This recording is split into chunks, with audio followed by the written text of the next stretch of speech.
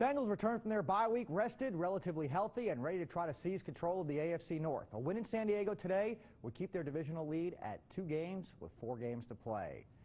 And on what was a perfect sunny day in San Diego, the Bengals come away with a 17-10 victory. They won the turnover battle 3-1, turning one of those turnovers into a touchdown. Not a big day for Andy Dalton, but he was efficient. The ground game, big, 164 yards rushing, 92 of those for Ben Jarvis Green Ellis with a touchdown. And the Bengals improved to 8-4. They return their lead in the AFC North to 2 full games over Baltimore, and they'll host the 8-4 Indianapolis Colts next Sunday. You'll see it on Local 12. Buckeyes won the game. Now they may have a chance to play in the BCS National title game. Urban Meyer ran his record in Columbus to 24-0, including 2-0 against Michigan. Devin Gardner of Michigan went for a 2-point conversion at the end of regulation yesterday. The Buckeyes picked it off, reserved the win in Ann Arbor. A few hours after, an ending we will be watching on highlight reels for generations to come. Auburn beat #1 Alabama on a 100-yard return of a missed field goal as time expired. The win by Auburn might be the opening Ohio State needs to sneak into the BCS championship game. A lot still to be determined with conference title games coming up this weekend. But for now, though, the new BCS poll is out for the first time all season. There is change at the top. Florida State, the new #1, and will remain there provided they win the ACC championship next weekend.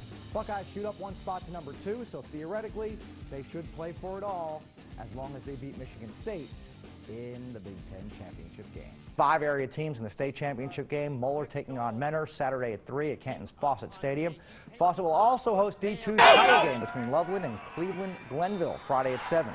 On Friday at 3, Clinton Massey takes on Youngstown Cardinal Mooney at Massillon's Paul Brown Tiger Stadium. And in Kentucky, L.T. Smith Stadium on Western Kentucky's campus will host New Cath and DeSales at 11 a.m. Saturday. On Saturday, rather. Highlands and Collins to follow at 3. Moeller, of course, seeking its 2nd consecutive state title. That's something you work for every year. You know, you try to win your league championship, and you just try to go from there. And you just do the, you try to prepare and do the best you can, see what happens. And I'm real proud of our players. They've worked very hard. All right, we'll see what they can do this weekend in Canton at Fawcett Stadium. John Calipari, meantime, took his 3rd-ranked Wildcats to Brooklyn for a meeting with 7-1 Providence. No one playing tonight remembers the last time these two squared off. It was 1976, the NIT, and UK won that one by 1. First half action. Wildcats, the kick out to Aaron Harrison. Young fella shooting it so well. Buries a 3 for a 14-5. Wildcats lead. Then in the second half, take a look at this sequence. Willie Cauley-Stein, the block, triggers the break. Cauley-Stein had 9 blocks on the night. And then he finishes. My goodness, UK still rolling.